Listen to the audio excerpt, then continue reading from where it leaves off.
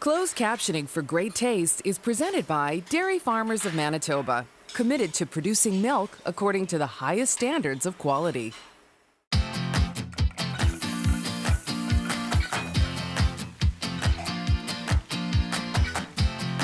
Manitoba Liquor Mart presents Great Tastes of Manitoba. Great Tastes is brought to you by GreatTastesMB.ca. Local farms, local foods. Great Taste is sponsored by the Government of Canada and Manitoba Agriculture through the Canadian Agricultural Partnership. Welcome to Great Tastes of Manitoba. My name is Dez Daniels, and tonight, Dairy Farmers of Manitoba, we have Sarah Cahill here, Made with Milk. That's our episode tonight, and we have Aaron Alblas here, Product Ambassador, Manitoba Liquor Marts.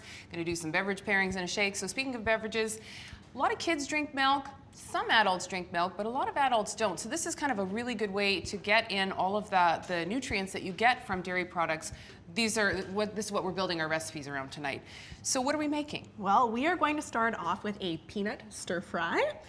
And then we're going to make sloppy Moes. You'll see. Moes? Yeah, you'll see what that's all about shortly. All right. Okay. And then we're going to end off with a chicken penne Primavera. Okay, any mysteries here? No mysteries, we're gonna keep it pretty simple. We're gonna showcase the versatility and the world of wine.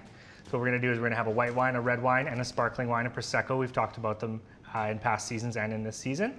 And we'll pair it up with what Sarah's gonna put together. Fantastic, see you soon. Sounds good. Number one, our peanut stir fry.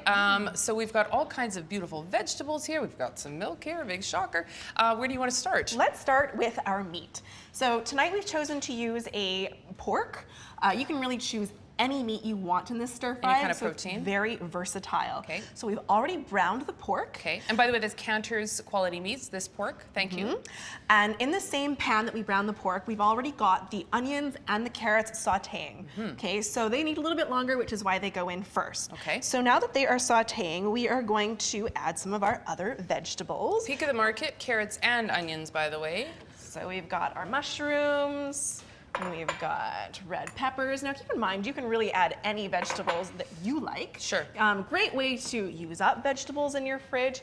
Also, a great way to add more vegetables to your diet. You've got like everything in there. We've got a ton of vegetables, so now I'm gonna leave you with the the challenge, perhaps, love of you, Sarah. mixing. Oh, You're my mixing. favorite. Yes, yes.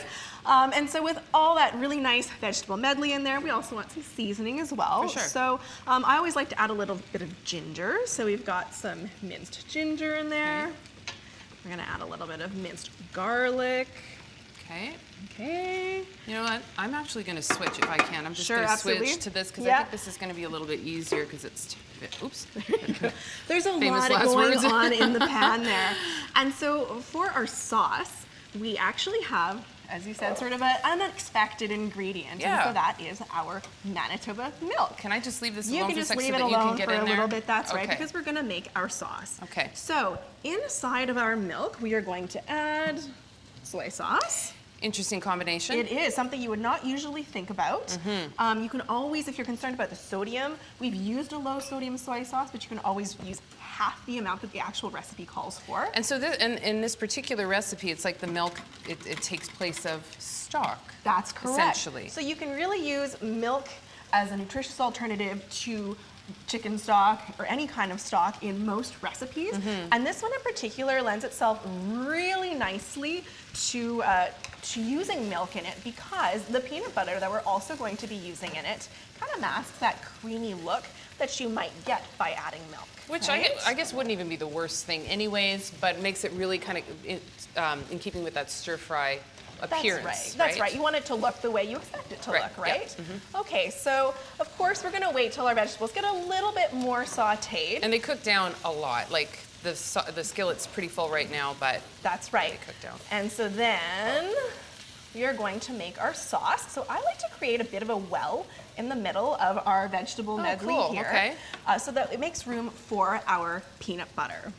Okay, what kind of peanut butter? Because that looks like natural peanut butter. This is a natural peanut butter, yes. You can really use any peanut butter that you have in your fridge, but I prefer to use the natural peanut butter. Okay. The reason we've made this well is so that the peanut butter actually makes contact with the frying pan and it melts, and so then you have an easier time incorporating Getting it in into there. your recipe. Yep. This one is pretty runny to begin with, but most people, well, some people keep it in the fridge, and so it gives it some time to actually sort of thin out a I little think bit. you're supposed to keep it in the fridge, but I just find it impossible to use, so I don't. It goes pretty quick, so I It don't know, maybe does. that's like the worst thing You know what, ever, but it's actually okay to not refrigerate it, but I think so it's at its best, you know, yeah, for sure. best quality or consistency. And so then you would really just mix it all in. And then you're waiting for it to simmer, come to a low boil. Okay. And then your sauce will actually thicken. Now, if you like it a little bit more spicy, you could add some red pepper flakes. Did you want to add some of those into there Some for are, me? oh, how daring are Yes. we? Let's just do it. Right? And then we also don't want to forget about our pork, which Right. we're going to add back into our stir fry. Yeah, whatever And try protein to you've keep decided it to all in use. here. And so yes, we've got a finished version over here to our right.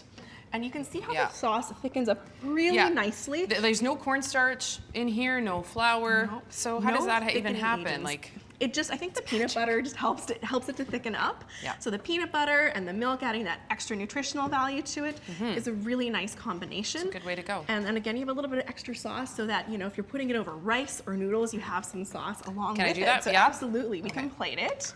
And again, of course, garnishes are always really nice. So because this is a peanut stir fry, we can use peanuts, we can use a little bit of green onion, whatever you like. And really, this is it. a super easy weeknight meal, and again, very nutritious. fantastic. All right, so peanut stir fry. I'm going to give this a go when you go to commercial. When we come back, we're going to do sloppy Moes here on Great Tastes of Manitoba. You're watching Great Tastes of Manitoba, brought to you in part by GreatTastesMB.ca. Local farms, local foods.